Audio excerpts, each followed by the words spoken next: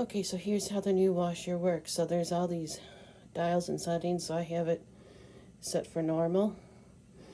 And then you just push the button. You can see. And then there's all these cycles. And then, there we go. It takes a second to go to wash. But so I have it set here.